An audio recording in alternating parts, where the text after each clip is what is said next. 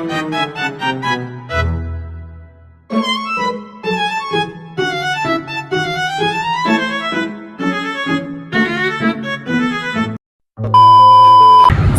aja, kelompok 3 paham. Sebelah kanan, sebelah kiri, jemput kuliah. Bersemangat, bersemangat, bersemangat. Janji fokus, janji fokus, janji fokus. Ada tugas dikerjakan, tak ada kita liburan. Bersemangat untuk masa depan. Untirta, jawab!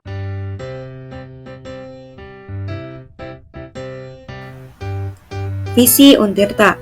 Terwujudnya Untirta sebagai healthy, integrated, smart, and green atau HITS and Green University menuju PTN berbadan hukum yang unggul, berkarakter, dan berdaya saing global tahun 2030. Analisisnya, visi Untirta ini sudah sesuai karena telah memuat kata kunci terwujudnya dan bersifat visioner, serta mempunyai arah yang jelas menggambarkan Untirta di tahun 2030 secara jelas.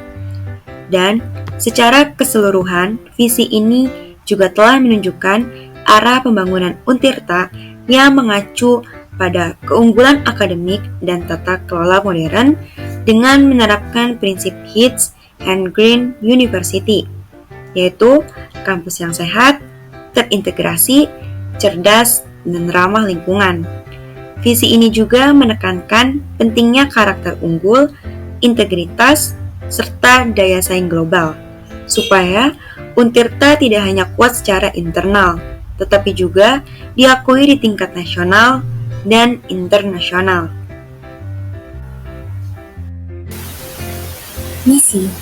Misi pertama, meningkatkan kualitas, relevansi, dan daya saing pendidikan serta lulusan yang unggul, berkarakter, dan berdaya saing.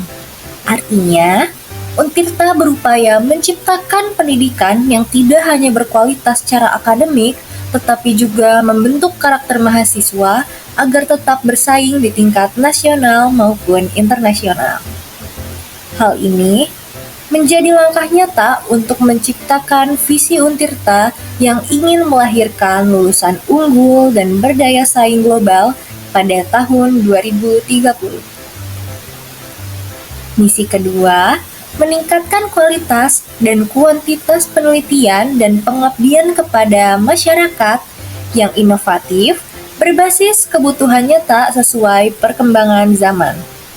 Misi ini menunjukkan bahwa Untirta tidak hanya fokus pada pendidikan, tetapi juga mendorong dosen dan mahasiswa untuk menghasilkan penelitian yang bermanfaat dan inovatif. Melalui riset dan pengabdian, Untirta berperan aktif menjawab tantangan masyarakat dan perkembangan global. Hal ini sejalan dengan visi untuk menjadi Smart University dan memiliki daya saing internasional. Misi ketiga, meningkatkan daya dukung tata kelola perguruan tinggi yang baik sebagai implementasi dari Healthy, Integrated, Smart, dan Green University. Misi ini menekankan pentingnya sistem manajemen kampus yang profesional, efisien, dan berkelanjutan. Dengan tata kelola yang baik dan penerapan konsep HITS dan Green, Untirta membangun fondasi kuat untuk mencapai visi sebagai universitas yang sehat, terintegrasi, cerdas, ramah lingkungan, serta unggul dan berdaya saing global di tahun 2030. Secara keseluruhan, misi Untirta sudah sesuai karena sudah menggambarkan kegiatan atau langkah-langkah di masa sekarang yang ditandai dengan kata kunci meningkatkan untuk mencapai dari visi Untirta tahun 2030. Baik, selanjutnya kita masuk ke bagian sasaran Untirta yang terdiri dari 30 sasaran. Yang pertama yaitu terwujudnya pengembangan karir dan prestasi mahasiswa. Yang kedua, meningkatkan daya saing lulusan dengan memiliki sertifikat kompetensi dan soft skill yang memadai sehingga dapat langsung bekerja atau melanjutkan studi ataupun berwirausaha. Yang ketiga, terwujudnya program pascasarjana prodi doktoral dan penambahan prodi magister. Yang keempat, meningkatkan peran kegiatan mahasiswa dalam kampus merdeka dan berprestasi di tingkat nasional maupun internasional. Yang kelima, meningkatnya peran dosen di luar kampus sebagai praktisi industri. 6. Meningkatkan peran dosen sebagai pembina mahasiswa dalam meraih prestasi nasional maupun internasional. Yang ketujuh, meningkatnya kompetensi dosen yang bergelar S3 dan bersertifikat kompetensi. 8. Meningkatnya fungsional dosen dengan lektor kepala dan guru besar. 9. Meningkatnya kompetensi dan kesejahteraan dosen dan tenaga pendidik Untirta. Yang ke-10, meningkatnya jumlah publikasi dosen di jurnal nasional maupun internasional yang bereputasi. 11. Meningkatnya kerjasama prodi dengan mitra industri dan dunia usaha.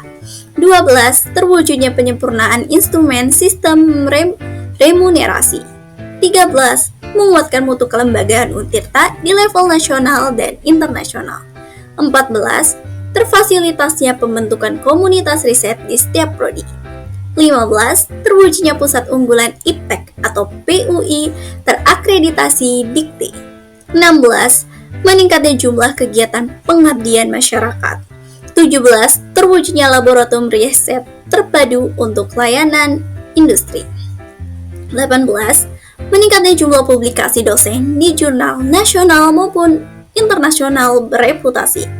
19. Menghasilkan keluaran penelitian dan pengabdian masyarakat yang diakui internasional ataupun ditetapkan di masyarakat. 20. Meningkatnya kerjasama riset dengan lembaga nasional dan internasional. Selanjutnya, yang ke-21 yaitu terfasilitasinya akselerasi hilerasi, riset inovatif dan pengembangan inkubator bisnis. Ke-22, meningkatnya kolaborasi riset inovatif antara praktisi industri dan akademisi. Yang ke-23, terselenggaranya pameran hasil riset inovatif berskala nasional dan internasional. Ke-24, meningkatnya status akreditasi program studi di level nasional dan internasional. 25. Meningkatnya ranking Untirta di tingkat nasional dan internasional. Yang ke-26, menguatnya instruktur ICT dalam mendukung smart and good university governance. 27. Terwujudnya pembangunan instruktur kampus Sindangsari berkawasan lingkungan. Ke-28, terwujudnya transportasi yang terintegrasi antara zona kampus Untirta. 29. Terwujudnya penyiapan pembangunan rumah sakit pendidikan melalui hibah. Dan yang terakhir, yang ke-30 yaitu terwujudnya daya dukung keputusan berbasis platform It's Green University. Dan selanjutnya kita beralih ke analisis sasaran. Dari ke-30 sasaran Untirta tadi, maka kita analisis sasaran yang ditetapkan oleh Universitas Sultan Ageng Tirtayasa atau Untirta dinilai belum sepenuhnya sesuai karena belum memenuhi kriteria SMART, Specific, Measurable, Achievable, Relevant, and Time-bound. Salah satu kelemahan utamanya itu terletak pada tidak adanya batasan waktu yang jelas atau time-bound dalam sasaran tersebut. Ketidakadaan tenggat waktu membuat Untirta kesulitan dalam menilai sejauh mana kemajuan dan tingkat keberhasilan yang telah dicapai. Tanpa indikator waktu yang tegas, sasaran menjadi kurang spesifik, sulit diukur, dan cenderung tidak realistis. Akibatnya, proses evaluasi terhadap efektivitas strategi yang telah dijalankan menjadi tidak optimal, serta berpotensi menghambat perbaikan dan penyesuaian kebijakan secara berkelanjutan dalam upaya mencapai sasaran universitas.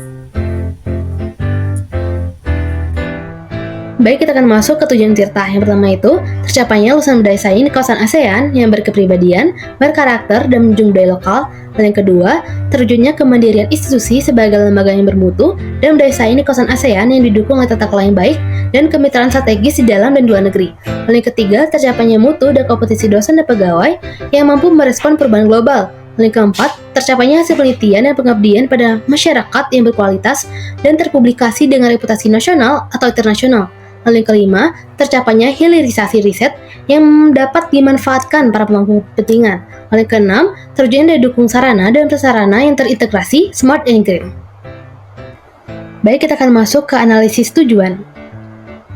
Tujuan Universitas Sultan Ageng Tirtayasa atau bisa kita sebut Untirta saat ini belum sepenuhnya selaras karena terdapat ketidaksesuaian antara jumlah misi dan tujuan yang telah ditetapkan.